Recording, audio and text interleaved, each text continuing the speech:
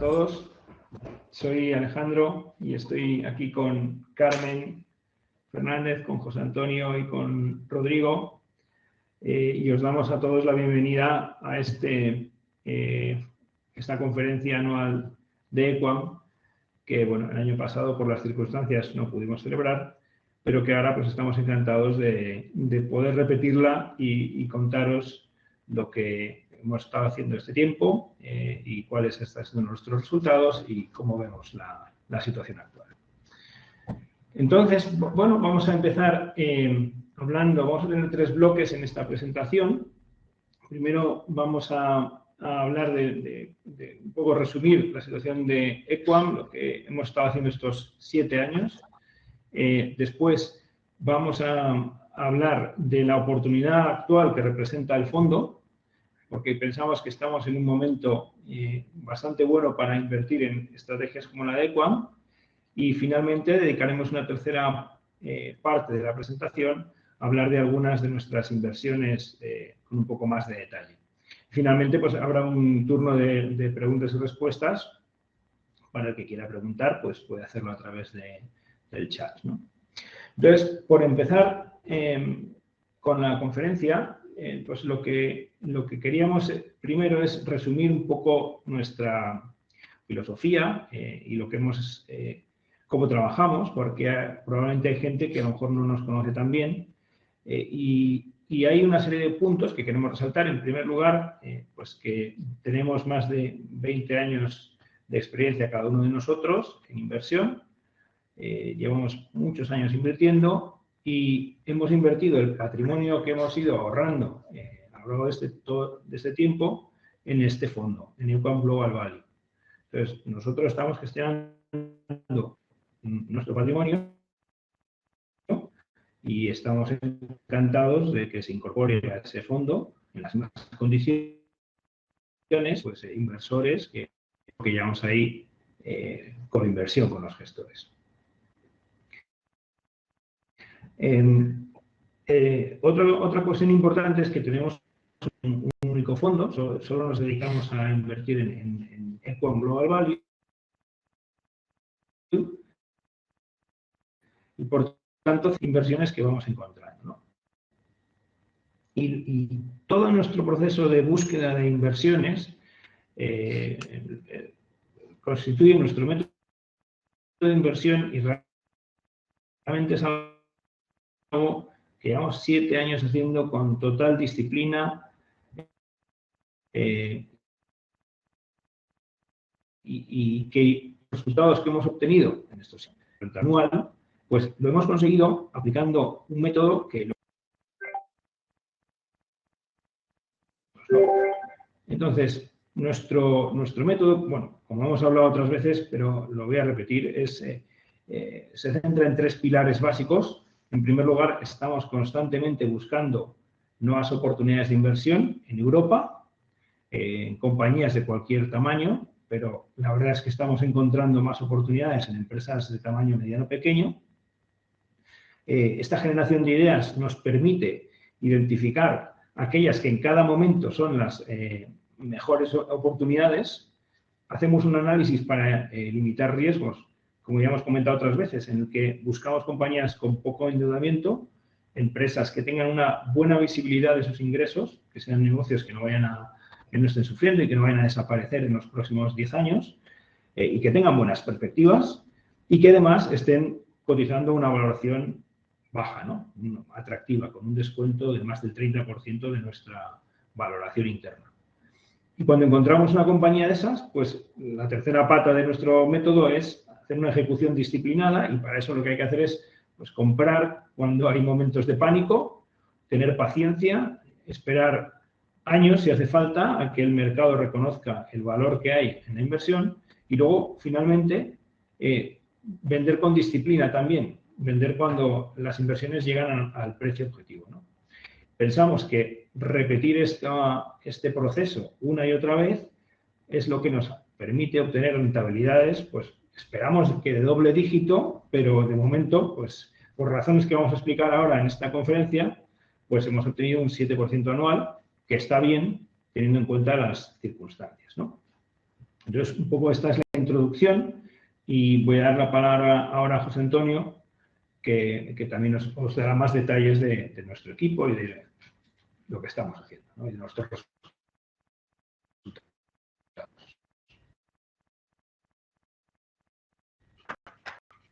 Buenas tardes a todos. Encantado de estar José con Antonio, vosotros. no sé. Buenas tardes. ¿Se me oye? Bueno, encantado de estar con vosotros. Somos 6 personas dedicadas plenamente a la selección de inversiones, identificación de oportunidades. Alejandro, Rodrigo y yo, que llevamos trabajando juntos. Bueno, Alejandro y yo desde 2015 y Rodrigo, que se incorporó con nosotros en 2016. Nuestra metodología de trabajo se basa en un trabajo no por especialización por sectores, sino un trabajo en equipo en el que todos miramos todo y trabajamos de forma conjunta y discutimos las diferentes oportunidades de inversión, y de esta forma pues lo que conseguimos es que a la hora de tomar decisiones el proceso sea muy ágil, porque el conocimiento está en cada uno de nosotros y por lo tanto podemos tomar decisiones de forma muy rápida en los momentos en que el mercado puede dar una oportunidad de compra. Luego la cuarta persona que forma parte del equipo, que es Carmen Fernández, que está dedicada a relación con inversores y que se incorporó con nosotros desde Cobas en el año 2019. El equipo de Equam se dedica plenamente a estas actividades, y luego todo lo que son actividades de administración y gestión del fondo, cálculo del NAV, contabilidad, depositaría, etcétera, pues lo tenemos subcontratado en una gestora que se llama ADEPA, que está en Luxemburgo, porque como sabéis nuestro fondo está domiciliado en Luxemburgo, y luego el depositario, que es Quintet, que es el antiguo KBL. Hablando un poco de la evolución y el performance que ha conseguido el fondo desde que lanzamos en el año 2015, como podéis ver en esta lámina, el retorno anualizado que hemos conseguido en este periodo ha sido de un 7,1%, y esto compara con la rentabilidad obtenida por el índice más comparable, que es el MSCI Europa, incluyendo dividendos, obviamente, para que sea totalmente comparable, que ha sido un 6%. Es decir, hemos batido a los índices en un 1,1%, o dicho de otra forma, en este periodo hemos conseguido un retorno del 62% frente al 51% aproximadamente de los índices comparables. Obviamente, como siempre insistimos mucho, este camino no es un camino lineal, y como podéis ver, abajo os ponemos los retornos conseguidos en cada uno de los años, que como veis, pues al ser un fondo que cotiza y que está expuesto a la volatilidad de la renta variable, pues es muy diferente año tras año. Por eso nosotros siempre insistimos que un fondo como el nuestro, de nuestras características, es un vehículo idóneo para hacer inversión a largo plazo en periodos de más de 5 años, y que no recomendamos invertir para personas que a los pocos meses van a necesitar ese dinero, o que porque viene una caída pues van a tener miedo y van a vender, ¿no? Porque de esa forma sí que existe un riesgo de que realmente se tenga que vender en un momento no idóneo y por lo tanto materializar unas pérdidas, ¿no? Luego, por otro lado, es importante poner en contexto esta rentabilidad conseguida durante estos años. Y hay que ponerla en contexto por dos variantes. La primera es el entorno en el que hemos vivido desde el punto de vista de la inflación.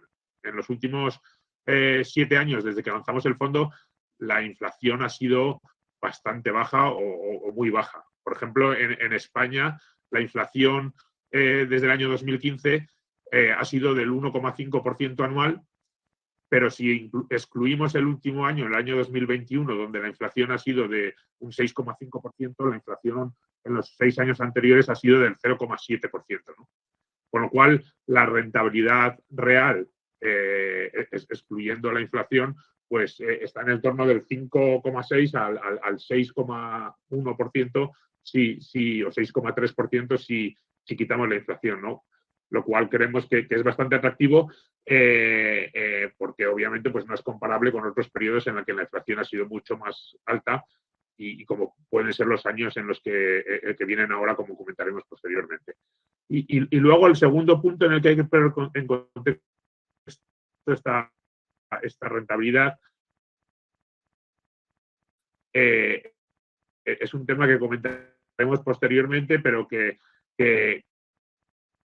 básicamente creemos que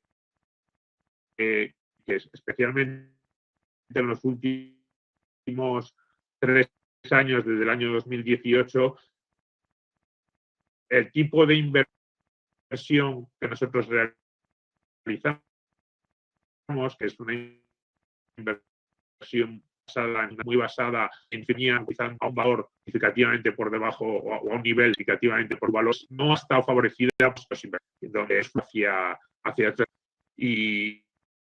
Y bueno, pues nosotros creemos por eso que siendo buena esta rentabilidad que hemos tenido hasta ahora, lo que viene en el futuro, como ya comentaremos, pues con esto paso la palabra a Carmen.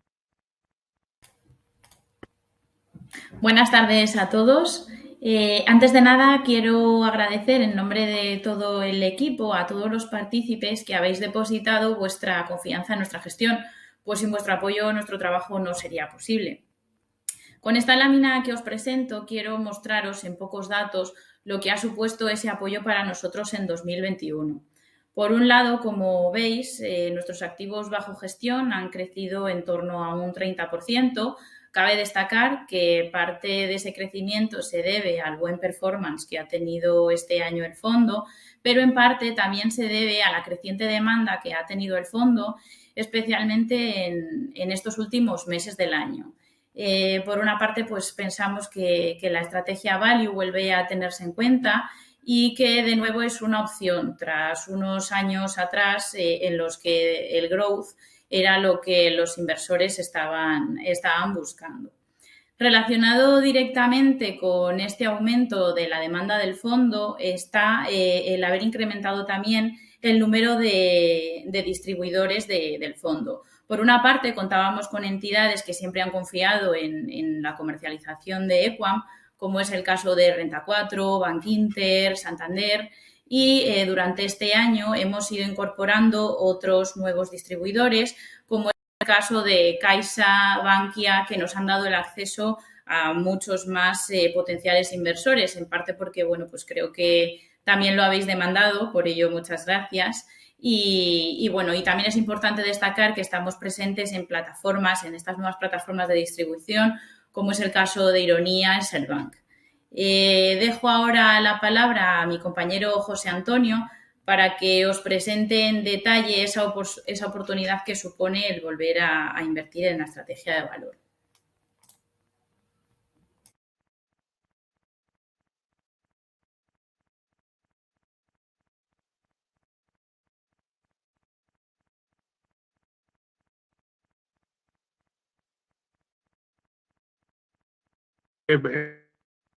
He presentado de forma que se encuentra en una situación muy buena y es una oportunidad muy interesante para una inversión de largo plazo y sobre todo para protegerse de un entorno inflacionario que nosotros creemos que va a venir y que va a estar aquí de una forma bastante más estructural de lo que se podía pensar inicialmente.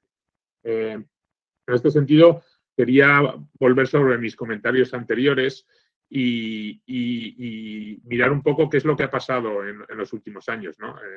Como sabéis, hemos experimentado unas políticas monetarias muy laxas por parte de los bancos centrales de las principales economías, que no solo han mantenido unos niveles de tipo de interés anormalmente bajos, sino que además han estado inyectando unas cantidades de dinero muy importantes en el mercado.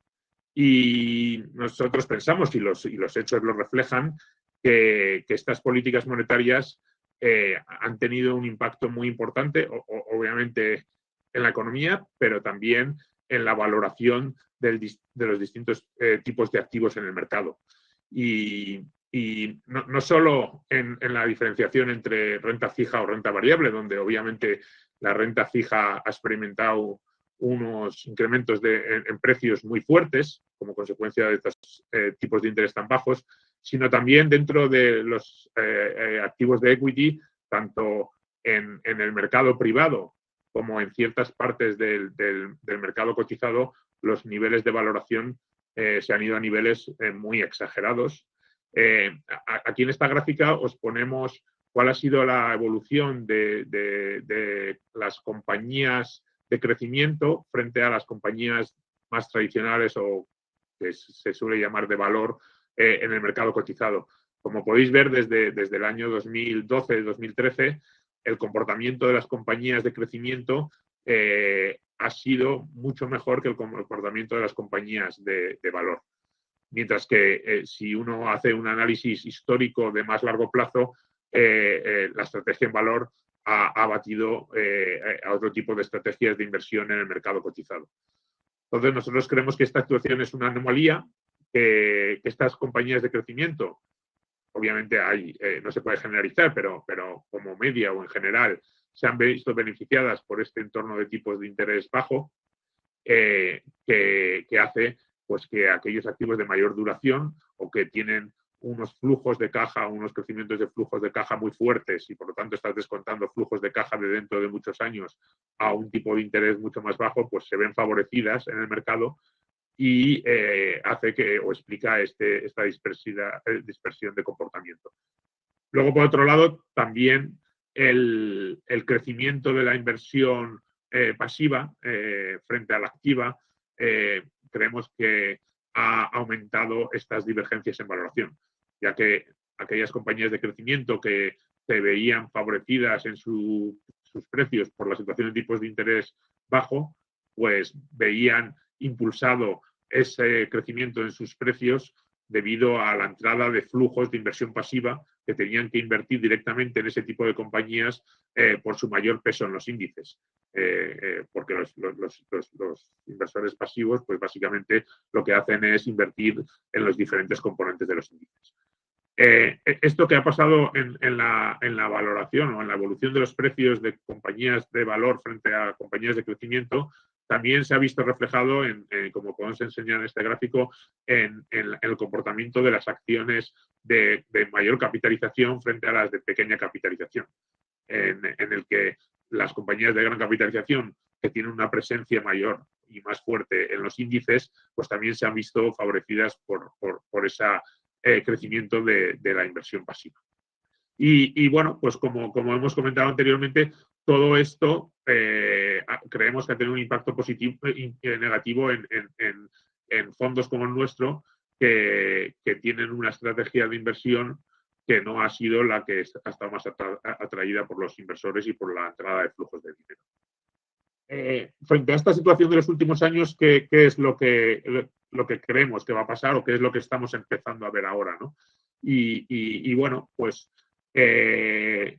después de toda esta inyección monetaria de los bancos centrales, nosotros estábamos convencidos de que antes o después era inevitable que esto se reflejara de alguna manera en una inflación de precios o precios de consumo o precios de diferentes activos.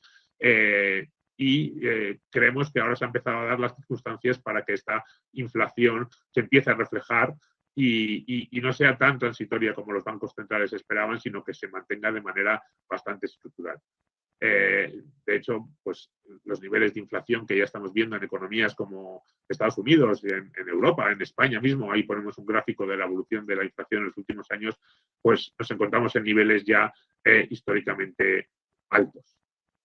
Además, esta inflación se ha visto impactada por las políticas energéticas que han impulsado los gobiernos de la mayor parte de los países occidentales, en el que han querido impulsar una transición energética de una manera, creemos nosotros, excesivamente rápida, lo cual está trayendo unas consecuencias en cuanto a los costes de energía, ¿no? Ya estamos viendo las subidas de costes de gas natural, costes de petróleo, etcétera, ¿no? Y obviamente si no se invierte en este tipo de energías, pues la oferta se verá reducida en el tiempo y eso inevitablemente trae una subida de precios.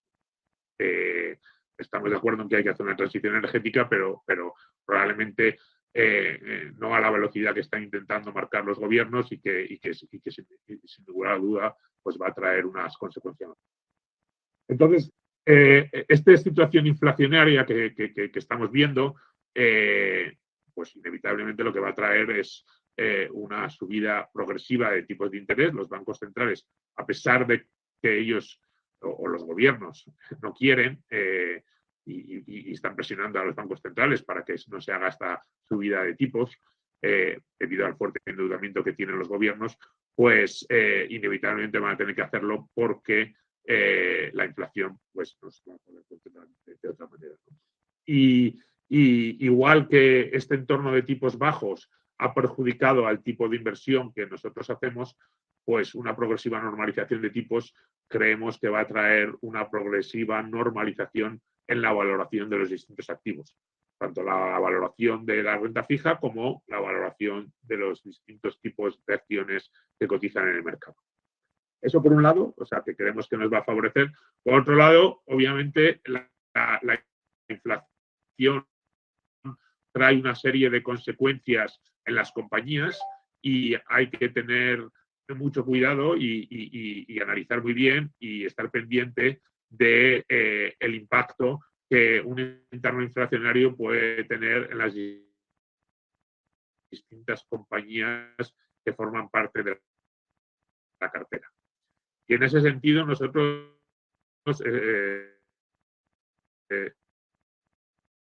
estamos confiados,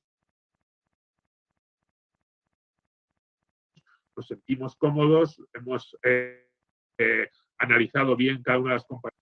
¿Y por qué esto es así? Bueno, básicamente aquí en esta filmina os hemos puesto distintas compañías de la cartera y cómo estas compañías pueden defenderse de este entorno inflacionario. Por un lado, de precios a sus clientes. Por ejemplo, pues estamos invertidos en Smart Metering Systems, que es una compañía británica que se encarga de la gestión de los contadores inteligentes, tanto de gas como electricidad, y básicamente ellos hacen la gestión a cambio de un fee mensual que cobran y que paga el cliente final a través de la compañía eléctrica. Y básicamente esta compañía pues tiene estos contratos en los que puede pasar la subida de precios directamente al consumidor final sin tener que negociar con sus clientes. Luego existen otro tipo de compañías dentro de la cartera que es verdad que no tienen estos contratos en los que directamente pueden subir estos precios a los clientes, pero cuya tiene una posición en el mercado que es tan fuerte que directamente su poder de negociación con los clientes es muy fuerte y por lo tanto pueden trasladar esos precios. O simplemente lo que pasa es que el coste de su producto, de su servicio, representa una parte muy baja del coste final de su cliente y por lo tanto el impacto de una subida de precios es bastante bajo y lo pueden trasladar inmediatamente. Y finalmente tenemos un tercer bloque de compañías que son compañías que directamente están vinculadas a las materias primas y por lo tanto son los creadores de inflación, o sea, son los que van a crear esa subida de precios y van a trasladar esa subida de precios a sus clientes, ¿no? En ese sentido, pues estamos invertidos en compañías de petróleo, estamos invertidos en compañías de papel, de cemento, etcétera, los cuales pues están beneficiándose de este entorno inflacionario porque directamente crean la inflación y la traspasan a sus clientes. O sea que como resumen, pues nos sentimos cómodos con la inflación. La inflación creemos que va a beneficiar a una normalización de la divergencia de valoración que ha habido en los distintos tipos de activos y además creemos que nuestras compañías están perfectamente preparadas para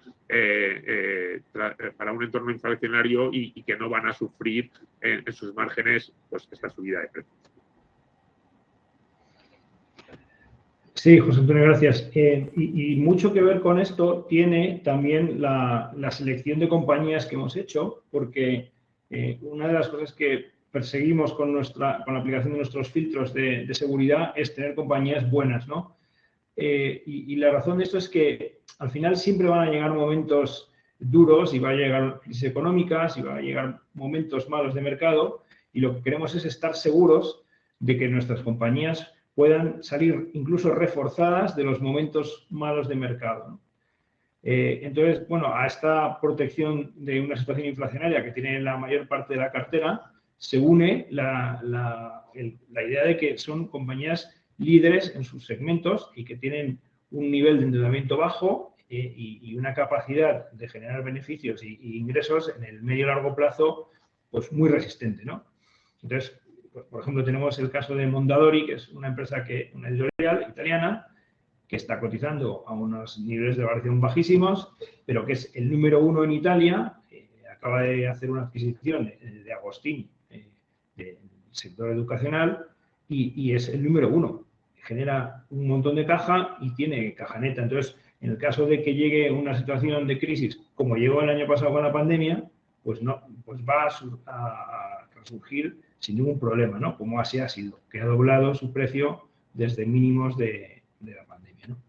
Entonces, no solo estamos protegidos de la inflación, como decía José Antonio, sino que además tenemos compañías que si llega una crisis van a salir absolutamente reforzadas, ¿no? Y estamos viendo en el caso de TGS, por ejemplo, que también ha tenido unos trimestres duros, se ha puesto a prueba esa calidad, ¿no? Porque es una compañía que, a pesar de la caída tan marcada en inversión en exploración y producción de petróleo, pues ha resistido sin ningún problema, sigue teniendo aproximadamente el 20% de su capitalización en caja, y ahora estamos viendo cómo ya en el cuarto trimestre pues sus ingresos por venta de las imágenes del subsuelo marino pues han crecido de 80 millones, de 30 millones el trimestre pasado a más de 80 millones este año, ¿no? Prosegur Cash es una compañía de la que vamos a hablar un poco más adelante, pero también tiene un perfil de generación de caja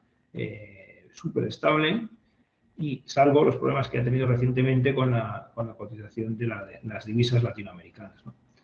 En general, como veis ahí en esa tabla, pues son compañías que son número 1 de su nicho o número 1 mundial, con unas estructuras de costes que son óptimas y que son las mejores de su industria, como es el caso de Navigator, con un nivel de apalancamiento bajo y bueno, pues que nos permiten estar cómodos y absolutamente tranquilos de que cuando llegue una crisis pues van a ser reforzados, ¿no? Y, por ejemplo, Navigator es otro ejemplo bueno de una compañía que ha tenido una situación difícil, pero que ahora, pues al ser el sector está cerrando capacidad y entonces, bueno, pues para el consumo de papel ha estado bajando estos años, ¿no? Y ellos, a pesar de eso, están saliendo reforzados por ser la compañía con la estructura de costes más optimizada, ¿no? Entonces, ahora estamos viendo cómo los precios de la pulpa están subiendo con fuerza, como el resto de las materias primas, y Navigator pues está siendo capaz de también trasladar subidas de precio en el papel, que va a generar unos aumentos de EBITDA muy considerables, ¿no? Entonces, en general, como resumen, yo diría que nuestra cartera pues está muy bien posicionada también para el caso de que llegue una crisis económica, poder navegarla con tranquilidad y comodidad y salir reforzados de ella, ¿no? Y otra razón por la que también pensamos que nuestra cartera es una oportunidad atractiva es por los ratios de valoración a los que cotiza.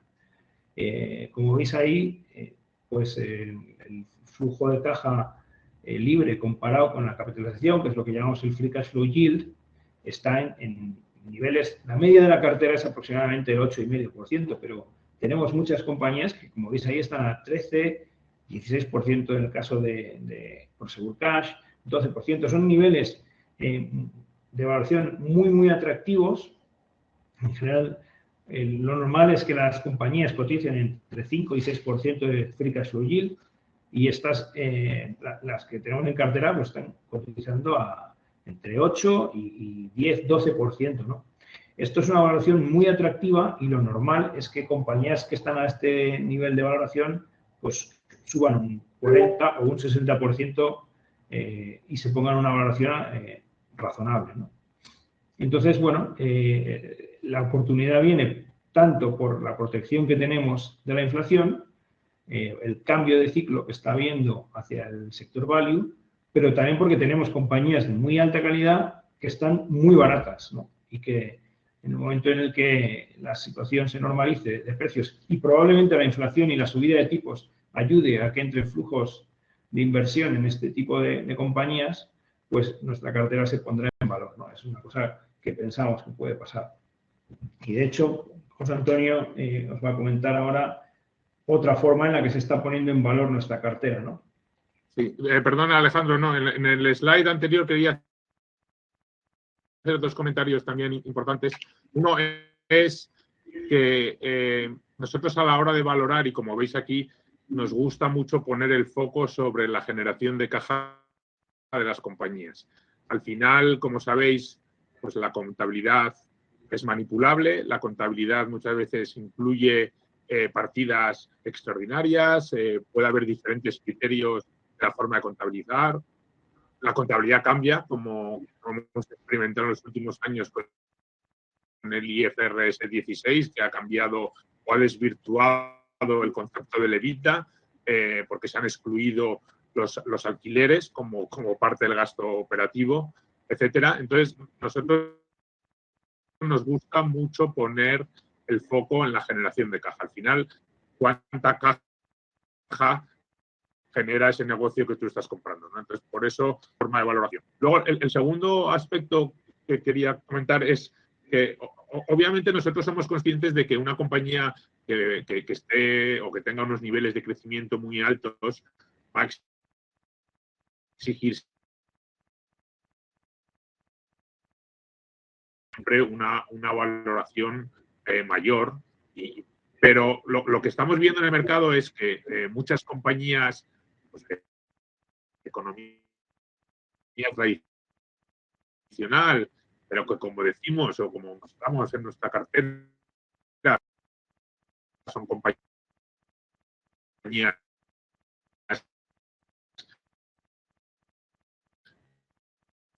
líderes, bien posicionadas, sin problemas de deuda, pues 13, 14 o 15 mil. Y todas estas compañías en las que estamos invertidos, que están en todo el dígito de free cash flow yield, pues deberían converger hacia niveles más normales en el torno del 7-8% de free cash flow yield. Y eso creemos que debe ser el camino de convergencia que se va a producir como consecuencia de esa normalización de Obviamente estoy haciendo generalizaciones y medias, luego en particular habría que analizar cada compañía para especificar en concreto qué free cash flow yield es el más idóneo para cada negocio. Y bueno, como comentaba Alejandro, otro aspecto que nos hace sentirnos positivos respecto al futuro es, y respecto a la calidad y la valoración tan barata de las compañías que tenemos en cartera, es el gran número de ofertas de adquisición que estamos experimentando en compañías de nuestra cartera. Esto ya lo vimos en principios del año 2019. Si recordáis, a finales de 2018 hubo una importante caída en el mercado. Y justo después de esa caída a finales de 2018, en los meses siguientes recibimos 5 OPAs por compañías de nuestra cartera. 5 OPAs, nosotros, como sabéis, tenemos alrededor de 40 compañías en cartera, pues estamos hablando de un 10-12% de las compañías que estamos invertidos. Esta misma situación, después de las fuertes caídas que se experimentaron como consecuencia del COVID en el año 2020, se ha vuelto a producir. Y después del COVID hemos recibido ofertas por otras 6 compañías de la cartera. Básicamente, pues, como podéis ver, son principalmente inversores financieros, en algún caso también inversores industriales, y estos inversores están viendo que, como es muy difícil encontrar buenas oportunidades de compra en el mercado privado, se están aprovechando de esta anomalía de los mercados cotizados, en el que gran número de compañías de mucha calidad están cotizando a valoraciones muy atractivas y están pudiendo comprar estas compañías, a pesar de que sea con una prima sobre el precio de cotización, todavía a valoraciones muy atractivas.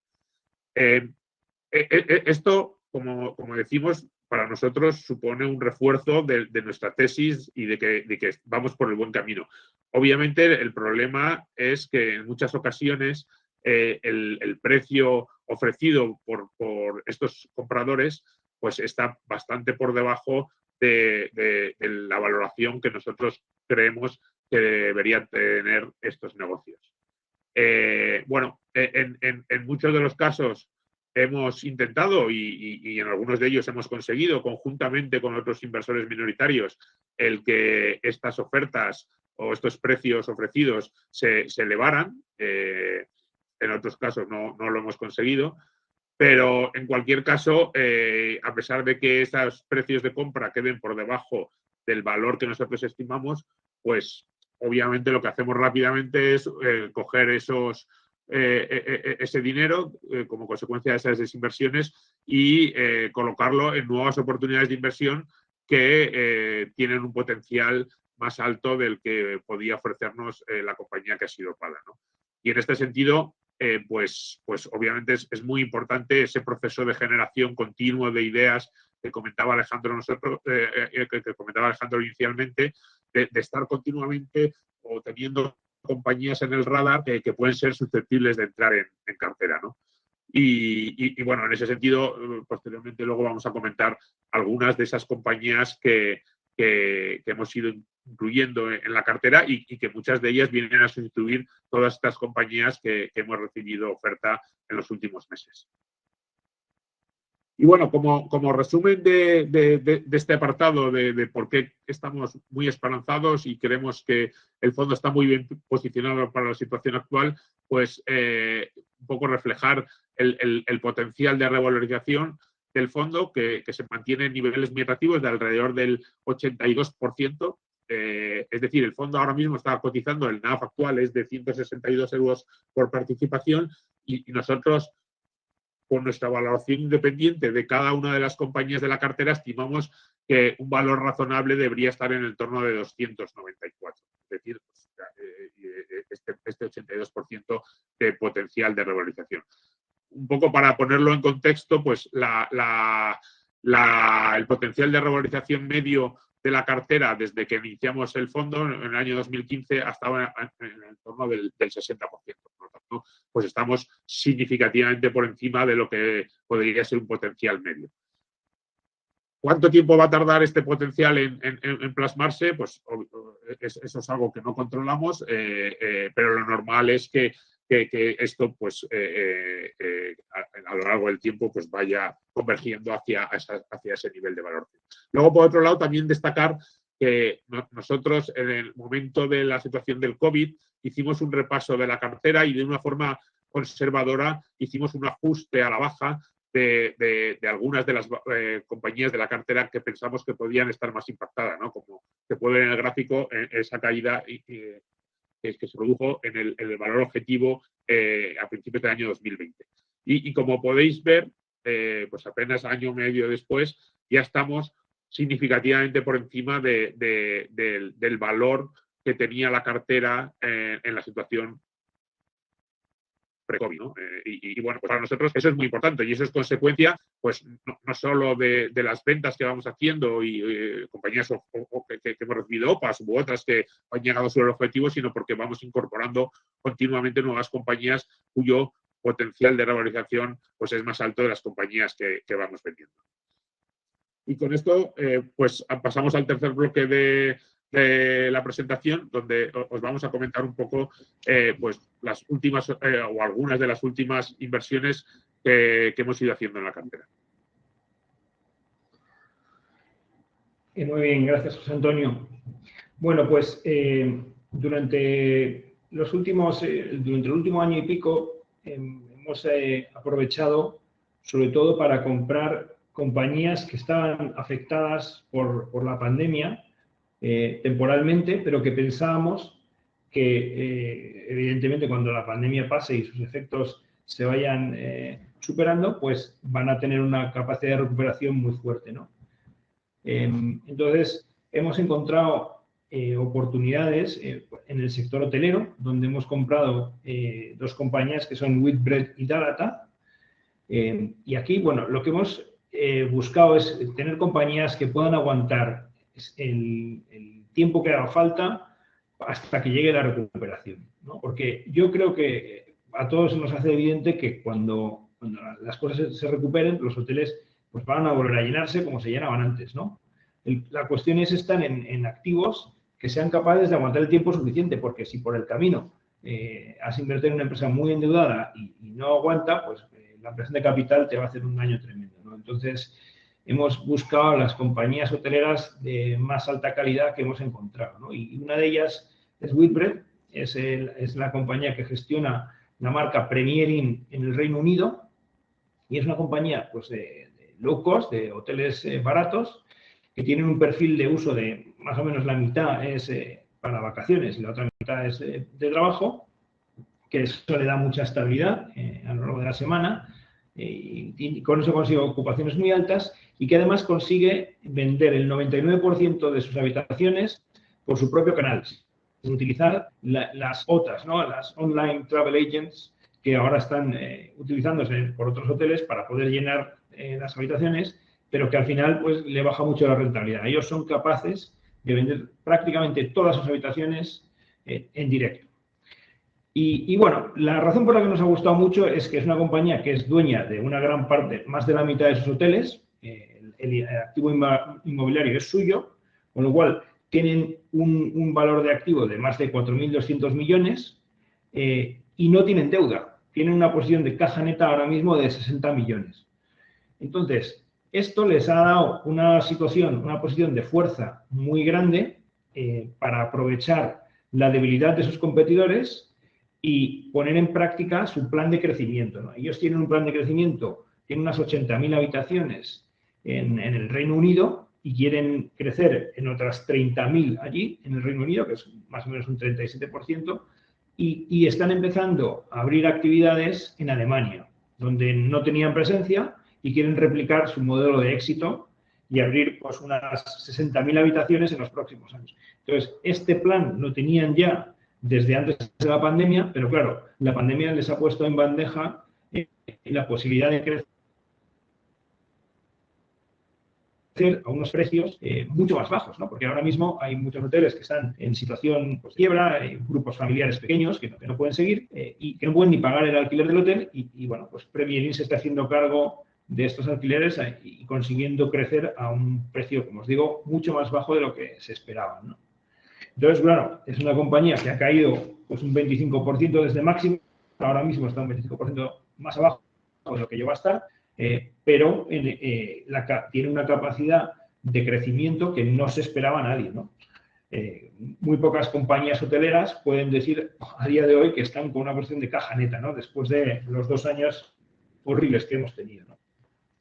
Y bueno, se está recuperando sus resultados y los niveles de ocupación ya en el tercer trimestre suyo, último, ya están llegando a superar los niveles de ocupación de antes de la pandemia, con lo cual, pues la verdad es que las cosas pintan muy bien, ¿no? Y sigue estando pues una valoración, pues hombre, esta no es de las más baratas que tenemos, pero en el momento en el que se ponga en valor este crecimiento de habitaciones y de pipeline, pues realmente va a doblar su tamaño y en ese sentido sí que está barata, ¿no? Está muy barata.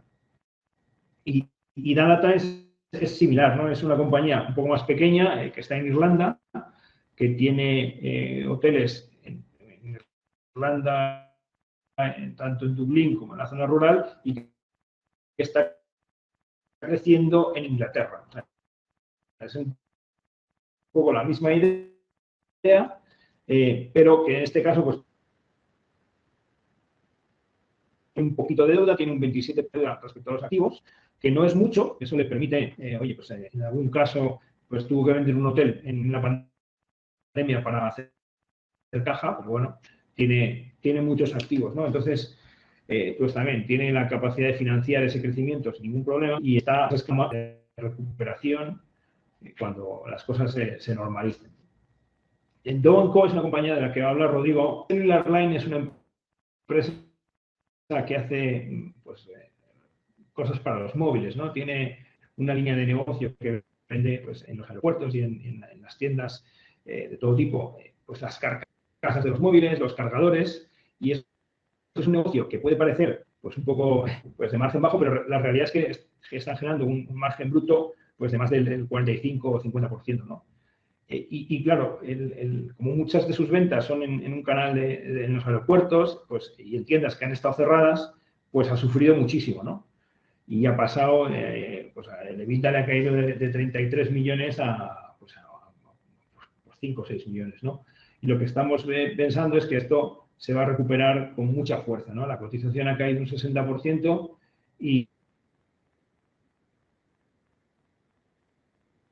y bueno, en cuanto se vuelva el volumen, pues volverá a subir, ¿no? Entonces, para dar una idea de valoración, si esto hacía 33, 34 millones de EBITDA antes de la pandemia, esto ahora vale 76 millones, más 38 de deuda, pues unos 100 y pico. O sea, está pues unas 3 veces EBITDA, ¿no? Es algo ridículamente barato. Y bueno, pues el proceso es que es una compañía pequeña y ha quedado muy olvidada, pero bueno, el potencial que tiene es enorme, ¿no? Luego hemos invertido también en Fresenius Medical Care, que es la división de hospitales para diálisis de Fresenius. Y en este caso, bueno, pues también ha habido una caída en sus ventas y en su beneficio, en parte pues porque la pandemia ha afectado mucho a sus pacientes, ha fallecido muchos de sus pacientes y los volúmenes le han caído, ¿no? Pero igualmente, pues la diálisis es algo que va a seguir siendo muy necesario y estamos convencidos de que se va a volver a llenar sus hospitales en unos años, ¿no? Y mientras tanto, pues está cotizando a 6 veces EBITDA, ¿no? Es un nivel de valoración muy atractivo. ¿Qué más? Bueno, tampoco os voy a contar todas porque si no podemos estar aquí demasiado tiempo, pero hemos invertido en el sector de educación, que también va a hablar Rodrigo de Academedia ahora. Es un sector donde vemos un potencial enorme. Y acabamos de empezar a comprar Vopak, ¿no? Vopak es una empresa que ya tuvimos en cartera, en la que obtuvimos una muy buena rentabilidad y que se dedica a tener terminales de almacenamiento de productos químicos y de petróleo. Entonces, bueno, es un negocio que también está creciendo, que las terminales de productos químicos están creciendo, pero que ha atravesado un momento un poco de debilidad, ¿no? Y está también cotizando a unos niveles de valoración bajísimos.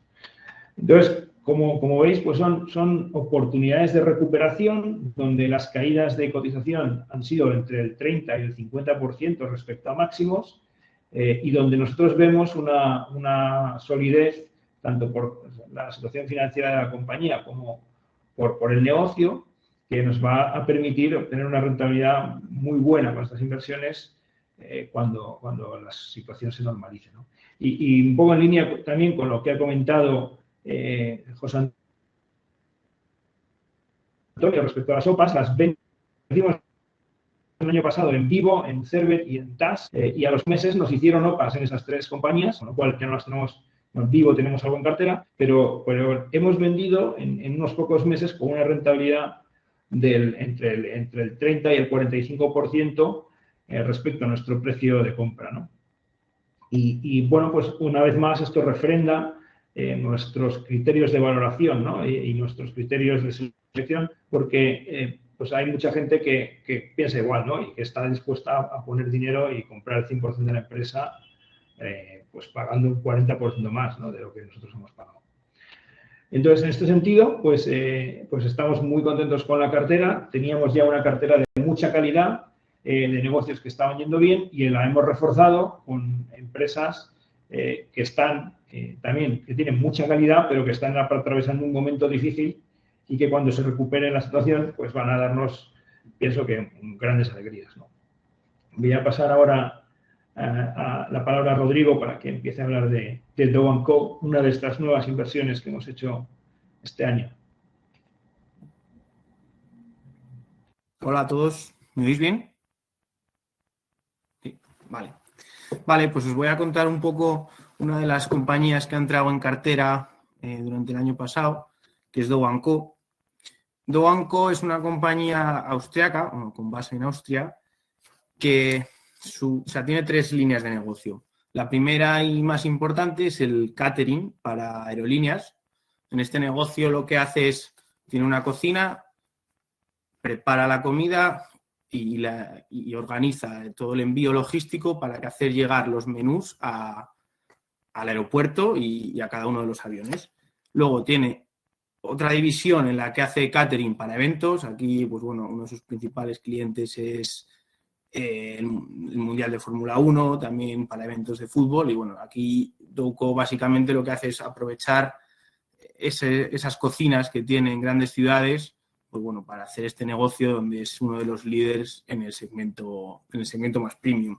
Y luego tiene otro pequeño negocio que, bueno, esto es un negocio que viene más del origen de la compañía, que son algunos restaurantes en Viena y en Múnich. Pero bueno, esto es un negocio que representa poco dentro de la compañía. Entonces, os cuento un poco. Esta compañía es una compañía que nosotros llevamos siguiendo pues ya 3 años o así, y es una compañía que ha pasado por un proceso de inversión muy fuerte. O sea, esta compañía tenía una cuota de mercado muy baja dentro del sector del catering para aerolíneas, y básicamente lo que ellos han pretendido hacer es invertir en cocinas en diferentes ciudades con la idea de coger cuota a los grandes players dentro de este sector.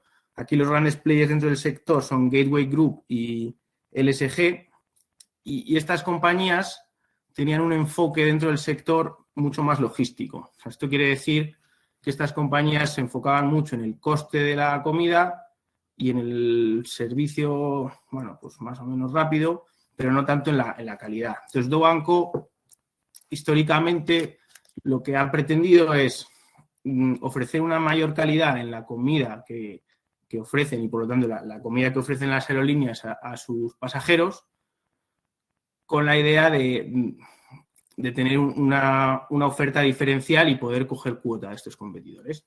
Entonces, durante los últimos años, Do & Co lo que ha hecho es invertir hacer esta gran inversión en cocinas, y esta inversión estaba empezando a dar sus frutos justo antes del COVID. Si vemos ahí en el cuadro que hemos puesto, vemos que las ventas estaban creciendo, y ya en el año 20, justo antes del COVID, estaba en 900 millones de facturación y venía creciendo los últimos años.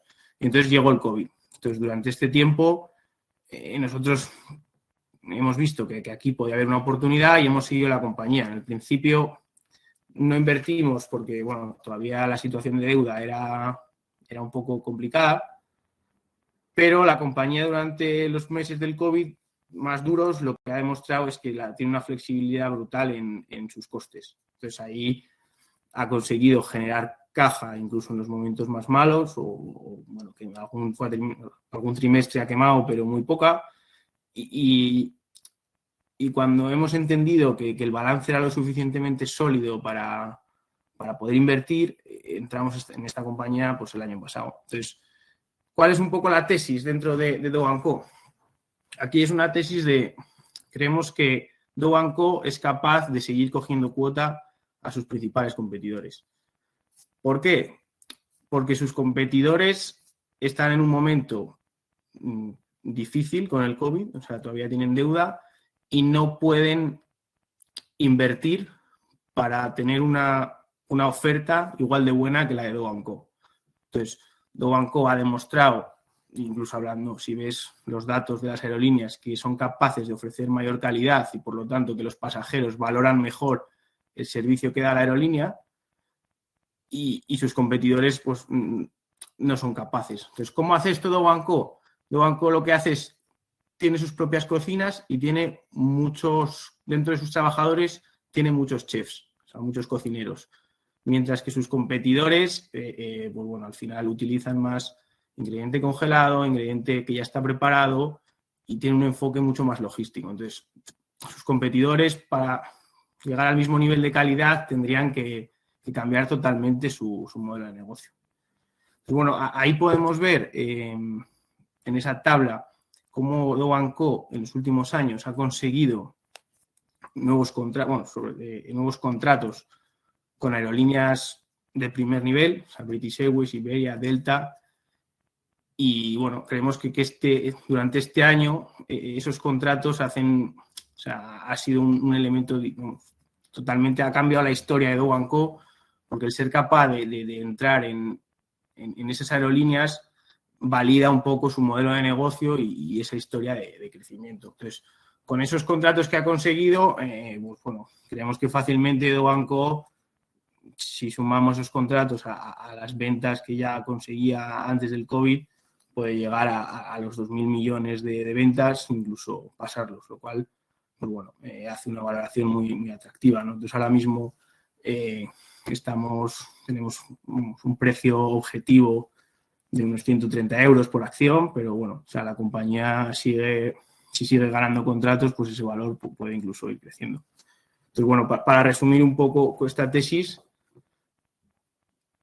creemos que esto suma tanto una historia de crecimiento como una historia de recuperación post-COVID y todo esto liderado por el fundador de la compañía, que el fundador es un turco que emigró a Austria y fundó la compañía y sigue teniendo el 33% y sigue bastante involucrado en hacer crecer la compañía.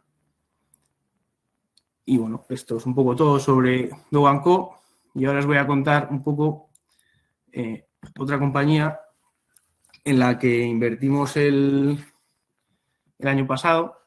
Esta compañía es Academedia. Academedia es una compañía de educación que está en los países nórdicos y en Alemania. O sea, Academedia es una compañía que conocimos a través de nuestra inversión en Engelskä Skolan, que bueno, antes han comentado Alex o José Antonio cuando hablábamos de las OPAs que habíamos recibido, pues esto es una compañía que tuvimos en cartera un tiempo y nos oparon. Y este es un sector que bueno, nos pareció bastante atractivo y bueno, hemos seguido Academedia y ahora nos ha dado la oportunidad de invertir. Entonces, voy a explicar un poco por qué creemos que Academedia, por qué se ha generado esta oportunidad de invertir. Entonces, Academedia tiene negocio en escuela infantil, primaria, secundaria y adultos. Pero una parte grande de su negocio es la escuela primaria y secundaria en Suecia.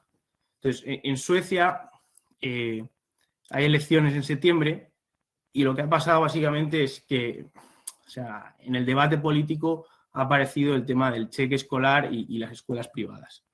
O sea, para entender un poco el debate, en Suecia el sistema de escuelas privadas es un sistema de cheque escolar en el que los ayuntamientos y el Estado pagan un cheque y los padres deciden dónde llevan a sus hijos, y esto crea un sistema en el que hay competencia entre los colegios y baja el coste total del sistema educativo y los outcomes, o sea, los resultados generalmente han sido bastante buenos y el número de escuelas privadas en Suecia en los últimos años no ha hecho más que crecer. Pero cada vez que hay elecciones, pues bueno, esto sale en el debate político y aquí en el gráfico en el círculo que podéis ver ahí, podéis ver que lo que está en naranja son los partidos que son un poco más anti escuela privada, y aunque realmente el único partido que quiere derogar esto es el partido extrema izquierda. Lo que pasa es que cuando hay elecciones, pues bueno, el Partido Socialdemócrata, con idea de coger votos un poco a su izquierda, pues siempre saca esto en el debate. Entonces, aquí básicamente lo que pasó es que en el momento en el que la candidata socialista y lo que está actualmente en el gobierno empezó a hablar del tema, pues la cotización se hundió. Entonces, bueno, nosotros creemos que este es un debate político que es recurrente, pero bueno, vemos que en el Parlamento el resto de fuerzas están muy a favor. Vemos que en Suecia la mayor parte de la gente pues está bastante contenta con este sistema. De hecho, bueno, pues no hace falta más que ver que la asistencia a este tipo de colegios no hace más que crecer. Entonces, bueno, creemos que esto es un debate pasajero y que no tiene, o O sea, que no hay un riesgo de que esto llegue a un cambio en la ley. De hecho, cuando invertimos en Engelska hace unos años, también, o sea, el debate fue el mismo y al final pues, bueno, se pasó. Entonces creemos que pasará lo mismo. Entonces, bueno, poco por resumir la tesis de inversión. Esto es un negocio muy poco cíclico. De hecho, de las cosas menos cíclicas que hemos visto, porque al final, como la mayor parte de los ingresos la paga el Estado con un cheque, aunque haya una crisis, el cheque se sigue pagando igual. Entonces, bueno, esto es bastante atractivo. Luego es un negocio que tiene bastante poco capital empleado. Al final, un colegio, bueno, pues es el alquiler, material escolar, pero no hay mucha inversión, entonces los retornos son muy altos. El balance de academia es bastante sólido, siempre tiene algo de deuda porque tiene una estrategia también de crecimiento inorgánico y es capaz de crear valor mediante adquisiciones, pero siempre, sobre todo con esta poca ciclicidad y la generación de caja que tiene, es un balance muy, muy sólido. Y luego aquí vemos dos drivers de crecimiento principales. Uno, el crecimiento orgánico, sobre todo en su negocio de escuelas infantiles en Alemania, donde hay un déficit estructural de este tipo de escuelas y bueno, la compañía está tiene un plan de aperturas que está ejecutando y con retornos bastante buenos. Y luego, en una parte de crecimiento inorgánico, bueno, pues los países nórdicos, Suecia, sobre todo, el sector sigue estando bastante fragmentado, aunque y Academedia es pues una de las compañías más grandes y bueno, lo que siguen haciendo es haciendo adquisiciones y históricamente bueno, han sido capaces de comprar a valoraciones bastante razonables y de crear valor con ellas. De hecho, si vemos la evolución a largo plazo, bueno, pues han sido capaces de hacer crecer el EBITDA y el free cash flow casi, aunque han hecho adquisiciones, casi sin emitir acciones. O sea, en el pasado quizá tuvieron que emitir alguna más por el tamaño de la compañía y porque las adquisiciones eran más grandes, pero a futuro pensamos que no, vamos, que son capaces de seguir creando valor sin tener que emitir acciones. Y bueno, esta incertidumbre política, nos ha permitido invertir pues, una valoración de free cash flow yields de doble dígito, que para este tipo de negocio creemos que es muy, muy atractivo. Y bueno, ahora paso la palabra para hablar un poco de Prosegur Cash, otra de nuestras compañías en cartera.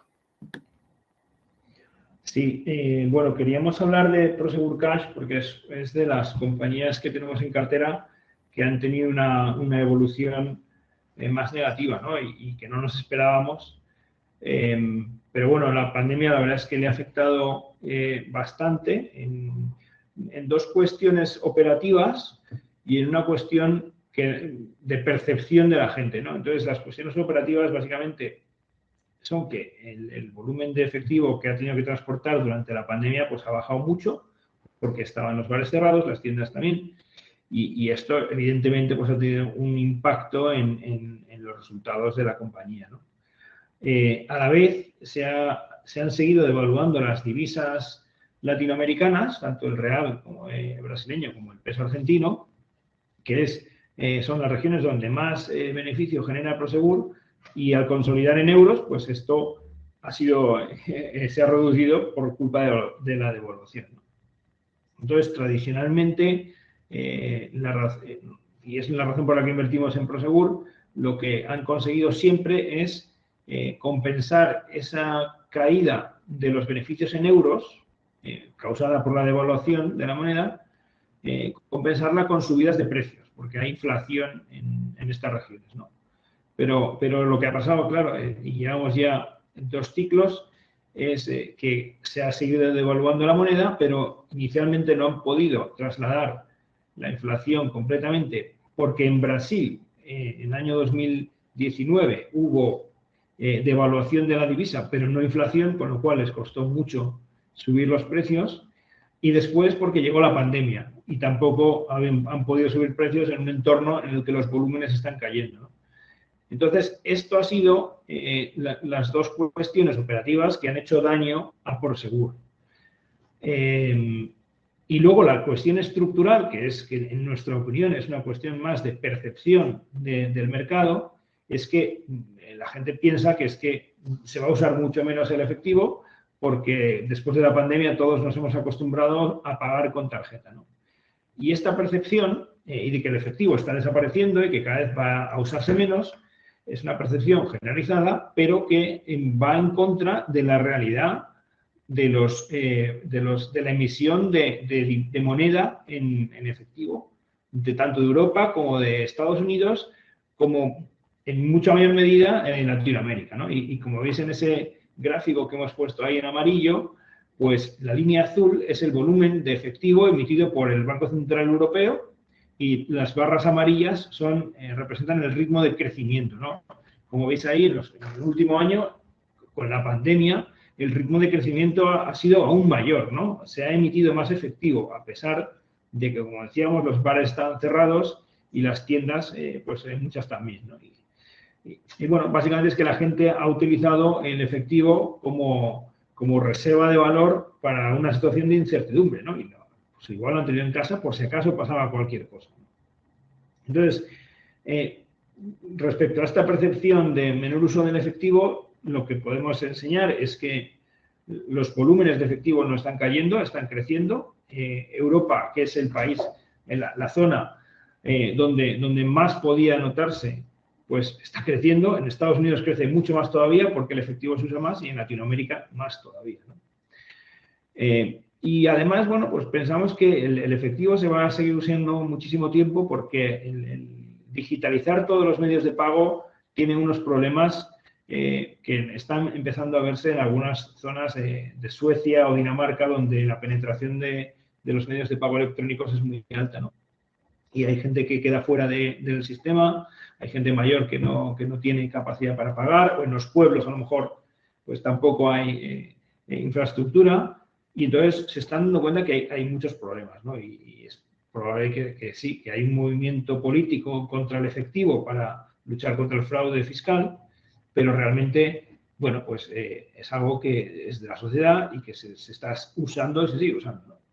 Entonces, ¿cómo vemos? ¿Qué es lo que ha pasado en ese contexto? Pues que, lógicamente, la cotización ha caído de una manera muy marcada, ¿no? Como veis ahí, las ventas en 2018-2019 eran en torno de 1.700 millones. La caja generada, pues también estaba entre 130 y 180, teniendo en cuenta que hay que descontar el working capital y el CAPEX, ¿no? Y la pandemia en 2020 pues le ha hecho bastante daño y en junio de 2021 el acumulado, pues como veis ahí, pues representaba una caída pues de unos 350-400 millones de euros de ventas, ¿no? Aún así, el flujo de caja pues ha caído, evidentemente, pero bueno, ha seguido generando caja y ahora mismo, con este nivel deprimido de generación de caja, está a 11% de free cash flow yield. Si asumimos que van a recuperar más o menos la situación anterior a la pandemia y que van a conseguir subir precios de sus servicios en Latinoamérica, por encima de la caída de la divisa, pues entonces estaría cotizando un 16% de free cash flow yield, ¿no? Que nos parece una valoración, bueno, extremadamente baja para una compañía de este tipo, ¿no? Y de esta calidad. Y también decir que en otros mercados, Loomis y Brink's, que son sus principales competidores, pues ya han recuperado los niveles antes de la pandemia y están obteniendo unos resultados muy buenos, ¿no? Entonces, bueno, estamos convencidos de que es cuestión de tiempo y que, bueno, ha sido tan mala la evolución bursátil que pensamos que la recuperación va a ser muy fuerte y aquí hay bastante que ganar, ¿no?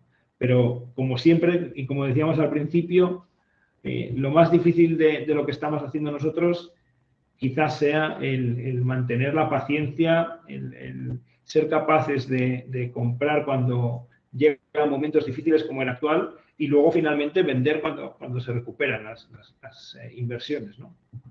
Entonces, es un buen recordatorio de que para invertir bien hay que tener estas cualidades, ¿no? Paciencia, disciplina y invertir con coraje. Entonces, con esto terminamos la presentación que habíamos preparado y pues me gustaría que abriéramos un turno de preguntas por si hay algún inversor que tiene alguna duda y quiere que comentemos algo. Creo que ha llegado una pregunta al chat, Carmen, y si te parece, pues abrimos esta parte de preguntas y respuestas. Sí, perfecto. Si ¿me escucháis bien? Si os parece bien, por continuar un poco con el hilo de Prosegur, os voy a hacer un par de preguntas. Una que nos acaban de dejar, nos la acaba de dejar Cristian, que sería, ¿el tapering de los bancos centrales que va a retirar liquidez de los mercados, pensáis que puede afectar a Prosegur?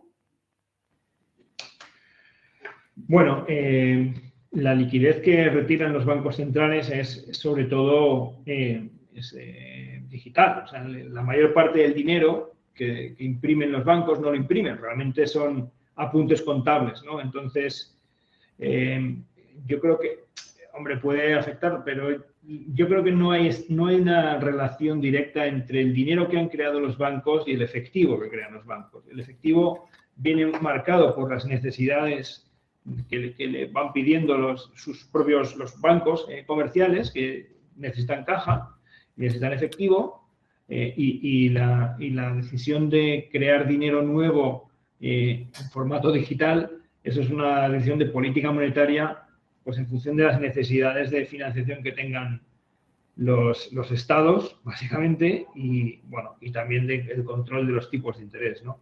Yo creo que no tiene por qué afectar a la liquidez en efectivo de Prosegur. Yo solo por puntualizar una cosa, lo que sí que tiene un impacto positivo en Prosegur Cash es la inflación. Y tiene un impacto porque la inflación lo que provoca es una mayor circulación del efectivo. La gente cuando cobra algo lo quiere llevar rápidamente al banco para protegerse de la inflación. Y además, pues una mayor inflación supone más billetes y más monedas, ¿no? Entonces, en ese sentido, la inflación sí que puede tener un impacto positivo en el negocio de Prosegur. Perfecto, muchas gracias. Continúo con otra pregunta que nos ha dejado Carlos Ayuso. ¿Cuál es el descuento medio respecto a vuestro precio objetivo en el que salís de los valores? Es decir, ¿cuán lejos os quedáis de llegar a vuestro precio objetivo? Bueno, yo diría que normalmente vendemos a nuestro precio objetivo. Es verdad que durante la pandemia hemos hecho algunos cambios en la cartera en compañías que no habían llegado a nuestro precio objetivo, pero la mayor parte de nuestras inversiones las vendemos cuando llegan al precio objetivo. Entonces, y esto es muy importante porque es algo que me habría gustado comentar cuando hablamos del descuento respecto a nuestros valores objetivo y el valor objetivo del fondo. Es importante resaltar esta idea, que es que vendemos la mayor parte de las veces al precio objetivo. Las OPAs, cuando han sido en situación de mercado en el que los ofertantes no se han puesto de acuerdo, pues por ejemplo, los 3 o 4 fondos que podían estar interesados en una compañía, en vez de pelearse y hacer una guerra de precios por esa empresa en una guerra de OPAs, pues lo que han estado haciendo es crear un consorcio y quedarse entre todos la sociedad, ¿no? Entonces, claro, con eso consiguen no tener que pagar demasiado, porque no hay alternativas. Entonces, cuando se ha salido al mercado y ha habido guerra de OPAs, se ha superado incluso nuestros precios objetivos, ¿no? Y en este caso, por ejemplo, se ha alcanzado sin ningún problema, que es el caso de Intertrust, ¿no? Una de las últimas OPAs. O fue el caso de Abertis, que se alcanzaron niveles de valoración que nadie se esperaba, pero coincidían con nuestro precio objetivo. Entonces, yo diría que, bueno, y luego si nos hemos, en algún caso, yo recuerdo 3 o 4 situaciones en las que hemos vendido antes de llegar a precio objetivo, de un total de unas 60 desinversiones que habremos hecho. Y bueno, pues en otros casos también nos hemos equivocado, ¿no? Y en esos casos, pues sí, evidentemente hemos vendido por debajo de nuestro precio objetivo y en algún caso por debajo de nuestro precio de compra, ¿no? Como es el caso de la compañía esta Arista, ¿no? Pero sí, o sea, yo insisto en que nuestros precios objetivos son precios pues muy razonables, ni conservadores ni agresivos, y que se cumplen en la mayoría de los casos, ¿no? Carlos Ayuso nos dejaba otra pregunta, sería la divergencia value growth de los últimos años que explicáis por el incremento de la gestión pasiva y los prolongados bajos tipos de interés, ¿no era una tendencia predecible? Parece que se os ha escapado el ciclo growth sin haber participado en él. ¿Protegéis la cartera para que se pueda beneficiar de las megatendencias? Bueno, vamos a ver, contesto yo. O sea, nosotros tenemos un criterio de inversión y una forma de invertir. Y ese criterio no lo vamos a cambiar. O sea, y nosotros en nuestra forma de invertir ponemos un foco muy importante en la valoración de las compañías. Es decir, nosotros lo que buscamos es comprar activos, buenas compañías, a unos precios que sean significativamente más bajos que el valor que nosotros estimamos que tienen esos negocios. Entonces, si el flujo de los inversores decide irse hacia compañías de una determinada industria o de unas determinadas características sin poner ese foco en la valoración, pues nosotros no nos vamos a unir a ese juego en ningún caso. Porque creemos que el riesgo que tiene es muy alto. Cuando tú estás pagando un precio que está significativamente por encima del valor de ese negocio, tienes un riesgo muy alto de que ese precio caiga, porque estás pagando caro. Y nosotros no queremos entrar en ese juego. Por eso tampoco nos gusta el concepto de megatendencias, porque generalmente, obviamente, nos encantaría invertir en esas megatendencias si pudiéramos invertir a un precio razonable, pero generalmente lo que pasa es que esas megatendencias están muy, muy reflejadas en el precio. Pues no sé, por ejemplo, las renovables, ¿no? Pues ahora todo el mundo parece que no quiere hacer otra cosa más que invertir en energías renovables. Claro, si tú estás pagando por el pipeline de proyectos fotovoltaicos del año 2044, pues puede ser una megatendencia muy interesante y estamos seguros y convencidos de que la energía renovable y la energía fotovoltaica va a crecer de manera exponencial en los próximos años. Pero lo que no estamos convencidos es que si pagas un precio muy alto, eso se vaya a convertir en una inversión buena. Entonces, por resumir un poco, una inversión ha podido ser exitosa en el pasado, en los últimos años, pero hay que ponerla en el contexto con el riesgo que se asume. Y pensamos que si tú pagas un precio muy alto, estás asumiendo un riesgo muy alto de pérdida de dinero. Entonces, nosotros somos consistentes con nuestro criterio de inversión. Creemos también que la forma de invertir, como hemos mencionado anteriormente, nuestra forma de invertir, la inversión en valor ha demostrado que en periodos de tiempo de largo plazo pues es una estrategia ganadora que consigue retornos interesantes y sin asumir riesgos muy altos. Y por eso pues nosotros nos aferramos a esta forma de invertir, porque creemos que nos va a permitir obtener esos retornos más allá de que en determinados periodos temporales pues ese retorno haya estado por debajo del retorno de otras estrategias. Luis Seguí nos dejaba la siguiente pregunta. ¿Habéis estado analizando mineras de oro? ¿Os parecen interesantes? Pues la verdad es que no hemos analizado mineras de oro desde hace bastante tiempo. No las hemos analizado. El oro nos parece que, bueno, pues como no genera ningún flujo de caja, aunque las mineras sí, pero claro, su precio es muy volátil, pues depende mucho de los tipos de interés reales, ¿no? Si los tipos de interés reales son negativos, como es el caso de ahora, pues el oro debería estar subiendo muchísimo más de lo que está subiendo, pero no es así. Parece que todo el dinero ese refugio, esa búsqueda de refugio está yéndose a las criptomonedas, pero claro, en un entorno en el que empiezan a subir los tipos de interés, bueno, aunque ahora temporalmente el tipo de interés real sea muy negativo, es posible que si baja un poco la inflación y sube un poco los tipos, pues la gente pues no invierta tanto en oro.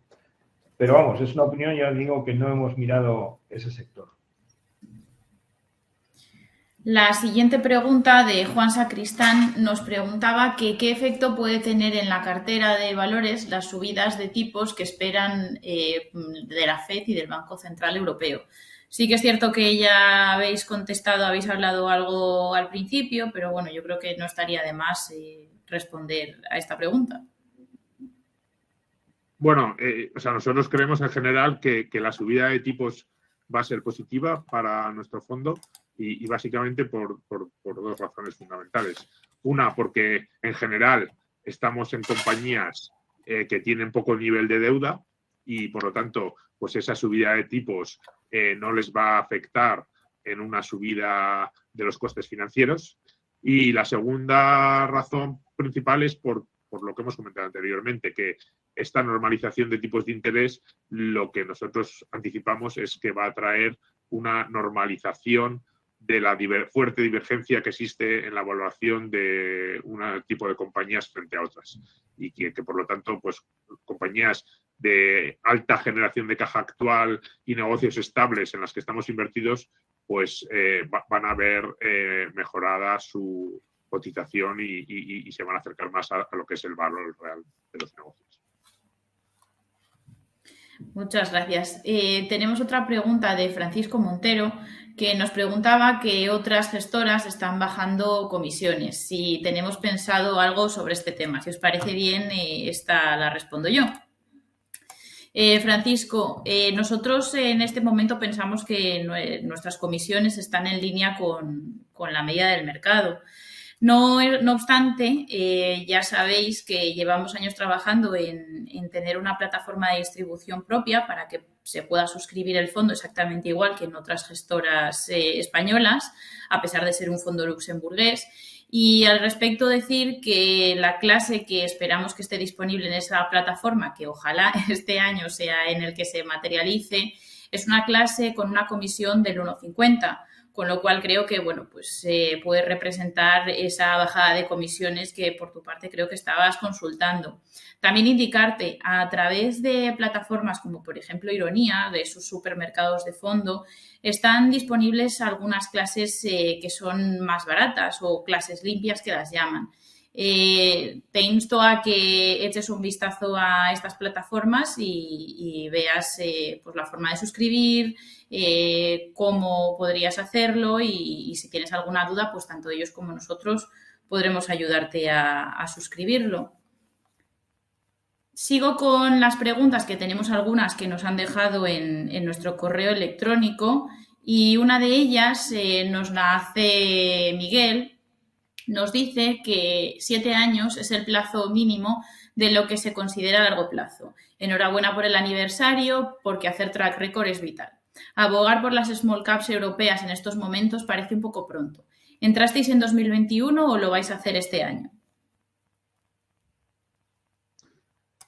Bueno, nosotros en realidad tenemos un mandato flexible en cuanto al tipo de compañías que podemos invertir y no tenemos por folleto una restricción a invertir solo en compañías de capitalización media o pequeña, ¿no?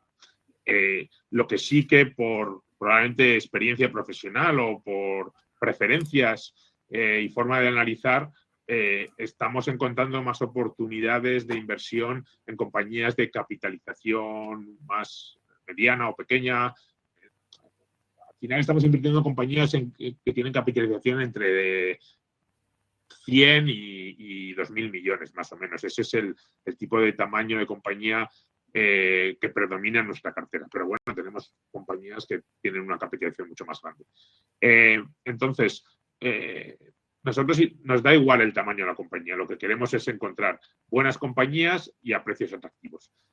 Y luego, otro comentario importante es que al final la capitalización para nosotros no es tan importante, sino que realmente lo que es importante es el posicionamiento de la compañía en los mercados en los que opera. Y como hemos comentado en la presentación, en una de las slides de la presentación, pues habéis podido ver que la mayor parte de las compañías en las que estamos invertidos son compañías que son líderes en su mercado y tienen una posición en el mercado muy importante y de hecho lo que está produciéndose ahora es que están aprovechándose de la debilidad de muchos competidores que son más pequeños o que tienen un balance más débil, que han salido muy afectados de la crisis y que por lo tanto a las compañías en las que estamos invertidos les está permitiendo ganar cuota de mercado, ¿no? Entonces, en general, no es que estemos invirtiendo ahora, sino que ya tradicionalmente en el fondo siempre hemos tendido a tener compañías, pues, como decía, de capitalización entre 100 y 2.000 o 3.000 millones de euros. Otra pregunta que nos habían dejado en nuestro correo electrónico, Carlos Blanco, nos pregunta que si el conflicto de Rusia y Ucrania puede dejar mucha volatilidad en los mercados europeos, si pensamos que esto puede afectar a la rentabilidad que esperamos para la cartera en 2022 y si nuestras compañías sufrirían mucho por esta crisis. Bueno, evidentemente, si hay un conflicto bélico en Europa, pues esto va a afectar muy negativamente a las bolsas, ¿no? Porque el miedo es enorme y la gente vende. Se buscan activos refugio. Yo no sé lo que pasará, pero lo que sí que sé es que nuestra cartera está preparada para resistir una crisis, y más si es una crisis en la que no se le ve afectada desde el punto de vista operativo y sus números se ven más o menos están estables, pues no vamos a tener ningún problema porque, como os hemos dicho, son compañías que están pensadas para salir reforzadas de esas crisis, ¿no? ¿Qué es lo que más nos afectaría? Pues probablemente las que estén vinculadas con el ocio y en los viajes aéreos, por ejemplo, Dow & Co, pues podría sufrir. Pero a la vez pensamos que las compañías relacionadas con el petróleo y con las materias primas pues subirían, ¿no? Y en concreto las que tienen exposición a Estados Unidos, tanto TGS como Expro como KLX Energy, y bueno, pues hay un problema, el precio del gas y del petróleo subirá y esto pues hará que nuestras inversiones en este área suban, ¿no? Entonces, bueno, al final siempre hay, en cada situación de riesgo y en cada situación de crisis, pues se va a haber compañías que lo hagan bien y compañías que lo hagan peor, ¿no? Y lo que nosotros haremos pues será reponderar y comprar aquellas compañías que más hayan caído, más hayan estado afectadas temporalmente y vender las que mejor lo hayan hecho, ¿no? Y al final eso lo que hace es que nuestra cartera acabe reforzada, ¿no? Después de la crisis y podamos tener una plusvalía mayor, aunque por el camino, pues evidentemente, pues la cotización puede sufrir. Pero bueno, esperemos que finalmente esto no acabe en un conflicto y podamos volver a recuperar una senda de recuperación y de crecimiento, ¿no? Con la que empezamos el año. Un poco, perdonar por complementar el comentario de Alejandro. Al final nuestra forma de invertir no se basa tanto en intentar anticipar el comportamiento a corto plazo del mercado ante eventos externos, porque, bueno, ahora tenemos esta situación obviamente de Rusia, pero en el pasado eran otras cosas y en el futuro serán otras también diferentes. O sea, siempre va a haber eventos, siempre va a haber incertidumbres y como decía Alejandro, pues para nosotros lo importante es entender si ese conflicto puede tener impacto en el negocio de nuestras compañías.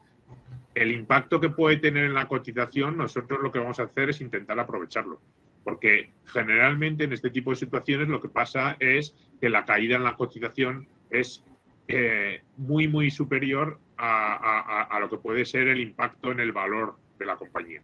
Y pues al final lo que hay que aprovechar es esas situaciones de volatilidad para jugarlas a tu favor, como decía Alejandro, comprando las compañías más castigadas en su cotización y donde la divergencia entre precio y valoración se ha amplificado mucho más, ¿no? Intentar jugar a anticipar el mercado y estando más o menos invertido, ese no es el juego. Seguimos. Continúo con otra pregunta. Nos indican que tenemos una alta exposición a la cartera en Reino Unido. ¿Cómo pensamos que puede repercutir el Brexit en esas empresas y si podría ser que el valor de las compañías que tenemos en Reino Unido tarden más en aflorar? Hola, pues mira, yo hasta ahora las compañías que tenemos en el Reino Unido están teniendo una evolución bastante buena y encima la libra pues ha empezado a recuperarse. Entonces, no veo que ninguna de las compañías que tenemos en cartera le esté afectando el Brexit. Pues desde DFS Furniture, que es la empresa que vende sofás, que está teniendo unos resultados excepcionales.